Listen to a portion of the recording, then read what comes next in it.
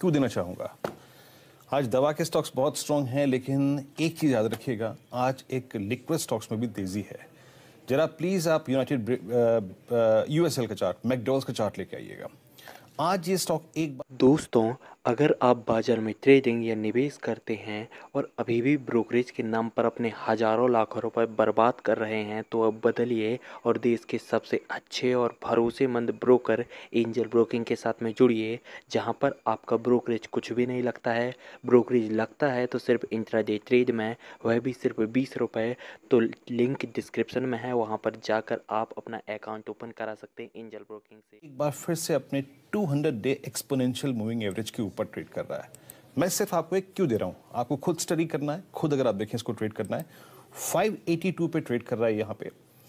सचिन, मैं इनफैक्ट इसको सुबह से रीड कर रहा हूँ और रीड करने के बाद मैंने इस स्टॉक को निकाला 582।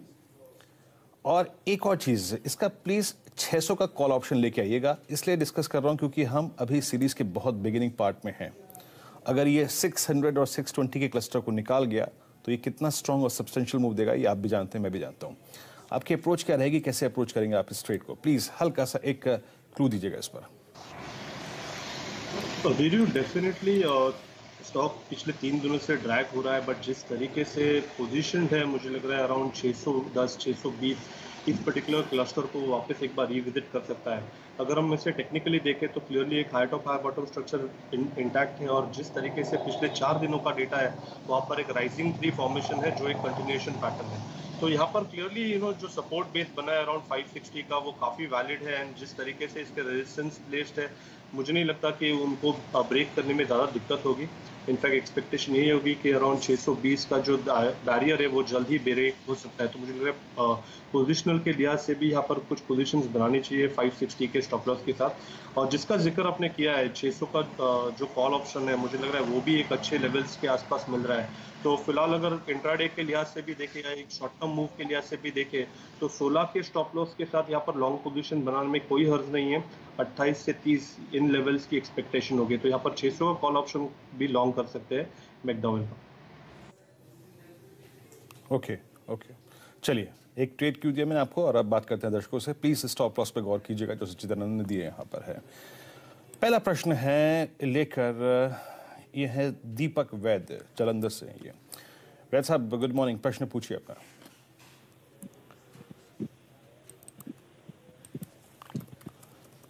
ओके, अभी मेरे ख्याल से इनसे संपर्क नहीं हुआ, इनका कॉल ले लेता हूँ मैं। हिंडाल्को, और हिंडाल्को इनके पास है, एक सेकेंड। हिंडाल्को ट्रेड कर रहा है फ्यूचर्स 145 पे, और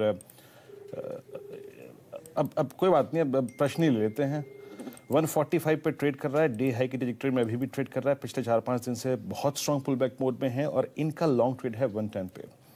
पहले तो सर आपको मुबारकबाद, आपने बहुत अच्छा ट्रेड किया, और अभी I don't know exactly what is the lot size, लेकिन हाँ आप बहुत अच्छे प्रॉफिट में हैं। अब एक ट्रेडिंग स्टॉप लॉस तय कर लीजिए और इसको अब ट्रेल करने का टाइम है सचिन। और अच्छा लगता है जब किसी व्यूअर के पास अच्छा पैसा बन रहा हो, ट्रेड ग्रिप में हो। आपकी अप्रोच क्या है, किस ट्रेलिंग स्टॉप लॉस के साथ कैरी करूं इसको? देखिए डेफिनेटली इनको ये लॉन्ग पोजीशन रखनी है जब तक क्लोजिंग बेसिस पे 141 ये लेवल ब्रीच नहीं होता। एंड ऊपर का अगर हम दायरा देखें तो 150 के आसपास ज़रूर एक क्लस्टर बना हुआ है, बट मुझे लगता है कि वो उस पर्टिकुलर क्लस्टर को भी ब्रेक करने की क्षमता है जिस तरीके से ये ओवरऑल मोमेंटम डेवलप हो रहा है स्टॉक में। ऊपर के लेवल्स मैं एटलीस्ट इस एक्सपायरी से नजर से देख रहा हूँ कि अराउंड 165 तक ये पर्टिकुलर मूव स्विंग होनी चाहिए। तो डेफिनेटली इनको अपना लॉन्ग बायस रखना है 141 ऑन क्लोजिंग बेसिस के स्टॉप लॉस के साथ, एंड रिव्यू करना है जैसे ही 160 162 इस पर्टिकुलर जोन में आ जाएगा।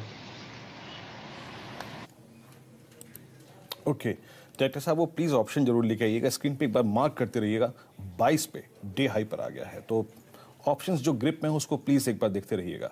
22 पर डे हाई पर है। इन्फोसिस पे प्रश्न है, ओमकाल कुलकर्णी पुणे से हैं ये। कुलकर्णी साहब हैं या फिर इनका प्रश्न ले लेते हैं, काम करते हैं। इन्फोसिस 730 की कॉल ऑप्शन है इनके पास। कुलकर्णी साहब नमस्कार। Good morning Virendra ji. Good morning sir, good morning. प्रश्न क्या है आप बताइए। इन्फोसिस की स्ट्राइक ली है आपने, कॉल ऑप्शन। कॉल ऑप्शन लिया है 730 का 9.85 पे 4 लॉट लेके रखा हूं। मुझे आगे का नजरिया जानना था। ओके अच्छा, एक चीज बताइए मेरे को, आप you are holding Infosys call option. आज सुबह से आपने जो जो सुर्खियां पढ़ी हैं अखबारों में, टीवी पे सुना, एक ऐसी चीज जो कि आपको सुनी हो आपने, जो कि आपके सेक्टर को सबसे बहुत स्ट्रांगली अगर आप देखें स्ट्राइक करती है, बताइए वो क्या है? नहीं, मैंने न्यूज नहीं देखी आज सुबह से।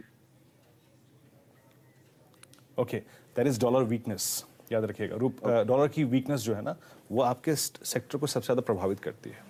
ये फैक्टर आपके स्टॉक के फेवर में नहीं जाता, और क्योंकि आपका स्टॉक एग्जैक्टली एक रेजिस्टेंस पॉइंट पे खड़ा हुआ है, वो रेजिस्टेंस पॉइंट है 720। सचिन, एग्जैक्टली इन्होंने 730 की स्ट्राइक ली है, रेट 9.8 और 11.6 पे ट्रेड कर रही है। क्या इसको बुक कर लूं? आई मीन ऐसे एटमॉस्फेयर में क्या इसका इस लेवल को पार करना पॉसिबल लग रहा है आपको? वीरू इनफैक्ट अपने 200 डे एक्सपोनेंशियल मूविंग एवरेज के आसपास काफ़ी समय इसने बिताया है, बट वापस जिस तरीके से एक रुझान बन रहा है, जैसे आपने सही बताया 720 725 ये काफ़ी बड़ा क्लस्टर है। तो यहाँ पर जब तक ब्रेकआउट नहीं होता, मुझे नहीं लगता कि स्टॉक में एक रिन्यूड मोमेंटम मिलने की कोशिश होगी। In fact on the contrary weakness हावी हो सकती है अराउंड 692 695 अगर ये लेवल ब्रेक कर देते हैं तो मुझे लग रहा है यहाँ पर काफ़ी एक अनडिसाइडेड जोन में है स्टॉक। तो मुझे लग रहा है यहाँ पर इमीडिएटली ट्रेड नहीं लेना चाहिए। इनफैक्ट मेरी सलाह यही होगी कि इनका काफ़ी out of the money call option है, तो सलाह यही होगी अगर इसमें ज़्यादा मुनाफा नहीं है, अगर कॉस्ट टू कॉस्ट भी है, तो फिलहाल ये पर्टिकुलर स्टॉक मोमेंटम में नहीं है, तो इसी लिहाज से मुझे लग रहा है कि उनको अवॉइड करना चाहिए, एग्जिट करनी चाहिए पोजीशन। अगर 695 अगर ब्रेक हो जाता है तो काफ़ी बड़ी डाउन साइड भी ओपन हो सकती है, तो यहाँ पर काफ़ी कॉशियस रहना चाहिए। 720-25 के ऊपर अगर ब्रेक होता है, उसके बाद इस पर्टिकुलर स्टॉक पे आप फोकस कीजिए एंड उसके बाद कुछ ट्रेड्स ढूंढिए, बट मुझे लग रहा है वहाँ पर उसकी प्रोबेबिलिटी काफ़ी कम है इस एक्सपायरी के लिए at least. Okay, okay sir, I hope आपको राय मिल